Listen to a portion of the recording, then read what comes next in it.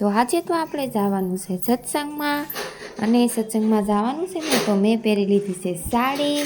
તો હાલો સાડી તો પહેરવી પડે ને સત્સંગમાં, તો હાલો આપણે બધા જાવી સત્સંગમાં.